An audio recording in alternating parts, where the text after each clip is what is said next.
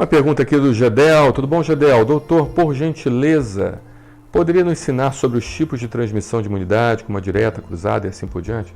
Perfeito, Gedel. É uma informação importante, principalmente nessa época de Covid-19.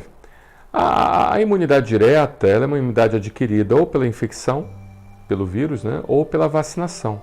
Pode ser vírus, pode ser bactéria, né? Ou seja, a partir do momento que você entra em contato com o vírus, vamos falar aqui em específico o Covid-19, que é a bola da vez, que são as manchetes mundiais, né, relativos ao Covid-19. Então, o que acontece? Quando a gente entra em contato com o vírus, nós temos a primeira linha de proteção, que é a chamada imunidade inata. A imunidade inata, ela compõe tudo aquilo que a gente nasce para nos proteger. E muitas pessoas até pensam que imunidade inata está relacionada somente a células do sistema imunitário. Não somente as células, né? A própria barreira epidérmica, a barreira da pele, ela faz parte da imunidade inata, né? A própria produção de anticorpos, já que de certa forma estão nas mucosas, podem fazer parte, em parte, da imunidade inata.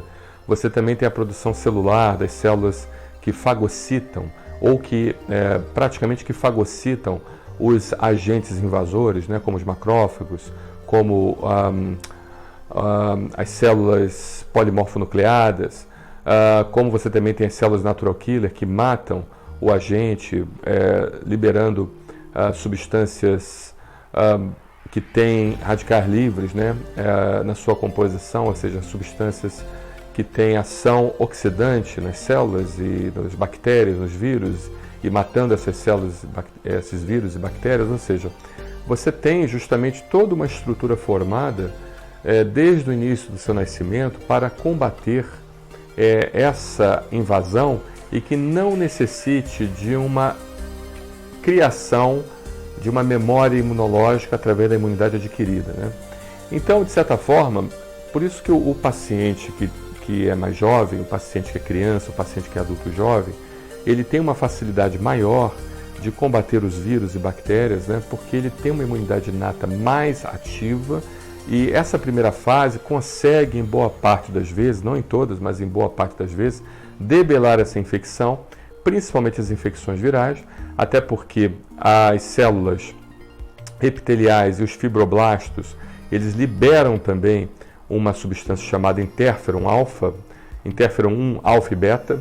Então, esse interferon 1 alfa e beta, eles têm uma ação da diminuição da replicação viral e inibem também a entrada do vírus para dentro da célula. Então, além da produção dessas células que fagocitam, que comem o vírus, você ainda tem a produção dessa substância que inibe a replicação viral e que inibe a entrada do vírus na célula. E, de certa forma, isso já, em muitos casos, já acaba sendo suficiente. Se não o suficiente, ativa muito pouco a imunidade adquirida e, consequentemente, o paciente acaba conseguindo debelar a infecção. Por isso que muitos pacientes jovens, às vezes, nem produzem anticorpos contra o vírus, porque não dá tempo da imunidade inata ela avisar a imunidade adquirida e, consequentemente, haver, então, a produção de anticorpos. A segunda fase da imunidade nós conhecemos como imunidade adquirida, né? Onde, quando a imunidade inata ela não consegue debelar a infecção ou quando existe, através da vacinação, potencializadores da resposta imune que façam com que a imunidade adquirida ela seja ativada, né? Mas quando a infecção em si não consegue ser debelada, por exemplo, então é ativada a imunidade adquirida. E a imunidade adquirida, então, você tem a endocitose do vírus, dos fragmentos do vírus pelo linfócito B. E essa endocitose do linfócito B, então, ativa, por sua vez, pode ser endocitose, ou pode ser a apresentação de antígenos através dos macrófagos também, que é uma outra possibilidade. E o linfócito B, por sua vez, ele ativa o linfócito T, e o linfócito T, então, manda uma ordem para o linfócito B para a produção do primeiro anticorpo, chamado anticorpo da classe IgM. Para que isso aconteça, você precisa de pelo menos 7 a 10 dias após o início dos sintomas, né? Então, começando os sintomas, começando o sintoma de febre, de tosse, de mal-estar, para que comece a haver a produção do anticorpo da classe IgM, necessita-se por volta de 7 a 10 dias, né? Para que o linfócito B faça essa produção. E, consequentemente, 21 dias após o início dos sintomas, não o início do contágio, é importante nós afirmarmos isso. Não o início do contágio, mas o início dos sintomas, então você tem a produção, você tem uma mudança chamada mudança de isótipo, que é onde você tem a mudança do linfócito B, e ele, consequentemente, acaba então produzindo os anticorpos da classe IgG, que são os anticorpos neutralizadores, bloqueadores, e que, de certa forma, eles é que vão nos dar uma certa imunidade mais permanente, apesar que o estímulo imunológico para que você tenha uma boa produção de anticorpos da classe IgG vai depender também dos linfócitos T de memória e dos linfócitos B de memória. Então, você precisa tanto do linfócito T quanto do linfócito B de memória para que você produza com uma continuidade longa esses anticorpos da classe IgG, para que você tenha um mínimo de proteção possível pelo mínimo de tempo possível, né? O que nós estamos vendo é que, como é uma doença nova, como é uma doença que boa parte dos pacientes está conseguindo debelar com imunidade inata, os anticorpos produzidos ou a quantidade de memória imunológica produzida, tanto de linfócito T quanto de linfócito B, acaba não sendo suficiente. E isso faz com que o paciente, depois de um certo tempo, não consiga dar uma continuação na produção dos anticorpos neutralizadores da classe IgG.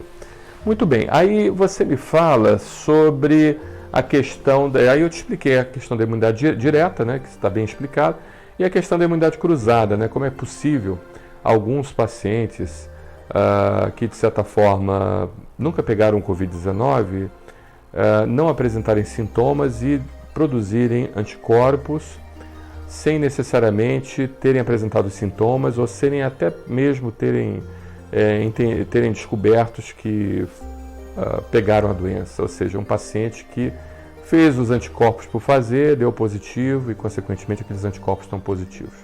Existe essa possibilidade porque o coronavírus não é um vírus recente, ele é um vírus antigo, é um vírus que já existe há bastante tempo, já foi identificado já há muito tempo o coronavírus, né?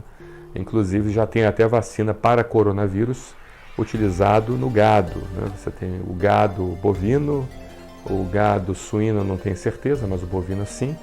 O gado bovino você usa a vacina do coronavírus para a prevenção do coronavírus no gado bovino.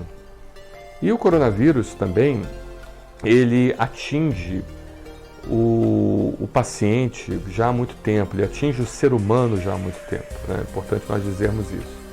Inclusive tem até um pesquisador que eu não me lembro, não me recordo exatamente o nome dele, é um virologista, um dos maiores virologistas aqui do Brasil, e ele já fazia uma pesquisa científica com biópsias de amidelectomia, ou seja, as amígdalas de crianças que tinham infecção de garganta de repetição, e ele começava a investigar qual era a flora que habitava nessas amidelectomias, ou seja, ele fazia o chamado histopatológico e também ele dosava a flora que habitava aquelas peças, né, retiradas da garganta de crianças que tinham inflamação, infecção de garganta de repetição, que não melhoravam com o uso de antibiótico, que era uma dificuldade de controle. E por incrível que pareça, houve a descoberta de vários coronavírus, né, que, de certa forma, ficavam em estado de latência, que habitavam, que colonizavam aquelas amígdalas já de muito tempo. Ou seja, o Covid-19 ele penetrava no tecido linfóide e ali ficava, porque uma amígdala é um tecido linfóide, é um tecido de maturação de linfócitos T, é o chamado de tecido linfóide secundário, né? A amígdala faz parte do tecido linfóide secundário, não é somente a amígdala, são várias partes do corpo, dentre elas a amígdala, o timo, os gânglios, né? São tecidos linfóides secundários. A gente tem os tecidos linfóides primários, que bem na verdade é a medula óssea, a mais importante, aonde vai haver justamente a produção dos elementos figurados do sangue, responsáveis pela imunidade. Depois eles são maturados e eles ganham uma certa capacidade de não reconhecimento do sistema imunológico, né? Na medula óssea, das próprias células do corpo. Eles ganham essa capacidade de não reconhecimento das próprias células do corpo na medula óssea, e nos tecidos linfóides eles então vão ter a capacidade de reconhecer os antígenos estranhos e então produzir a memória celular e a memória de anticorpos contra os antígenos estranhos nesse sistema nervoso, nesse sistema linfóide secundário. E a amígdala, ela faz parte do sistema linfóide secundário e esse estudo mostrou que já existia já colonização em várias peças de crianças de amidelectomia, justamente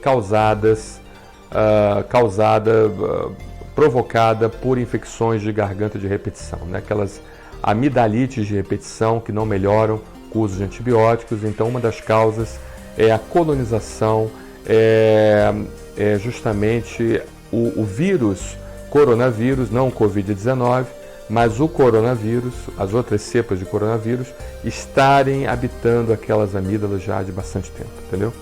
Então, essas pessoas que de certa forma já tiveram contato com o Covid, não o Covid-19, mas o coronavírus em si, né, elas, por sua vez, elas acabam produzindo chamados anticorpos cruzados.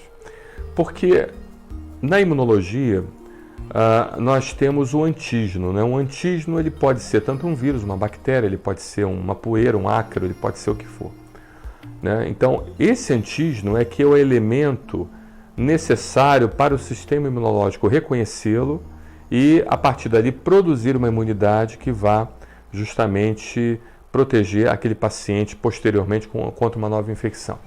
Então, no antígeno, você tem os chamados epítopos antigênicos. Os epítopos antigênicos são porções dos antígenos reconhecíveis e reconhecidas pelo sistema imunológico, chamados epítopos antigênicos. E os epítopos antigênicos, por sua vez, eles podem ser comuns nas várias cepas de Covid.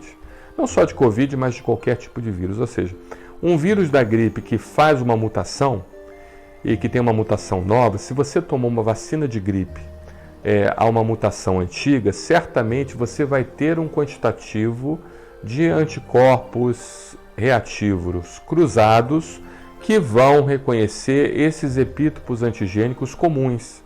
E certamente você não vai ter uma gripe tão forte como você teria se não tivesse vacinado de nada, entendeu? A mesma coisa pode acontecer com o Covid-19. Então, eu não sou pessimista em relação à vacinação para o Covid-19, porque estão dizendo que ela vai criar uma memória imunológica assim, muito frágil, né? Que não vai ter uma longanimidade grande, né? Justamente porque o sistema imunológico, porque o vírus ele se muta, mas certamente aquela vacina que você tomar, ela vai produzir anticorpos reativos e conjecturando, isso a gente pode dizer com muita propriedade, conjecturando o comportamento dos vírus, a gente vai ter uma diminuição muito drástica das mortes de Covid-19 a partir do momento que houver a vacinação, até porque mesmo as novas cepas sofrendo mutação, você vai produzir anticorpos reativos cruzados contra as cepas novas e alguma coisa ele vai funcionar, entendeu? Ou seja, talvez não previna que você pegue a doença, mas certamente vai neutralizar parcialmente as novas cepas e neutralizando parcialmente as novas cepas vai fazer com que a doença ela venha com uma intensidade menor, entendeu? Então, a imunidade cruzada, ela é basicamente isso, né? Falando em específico Covid-19, em específico para o vírus, até porque é o que nos importa aqui nesse momento, tá bom? Obrigado, Jadel, um abraço.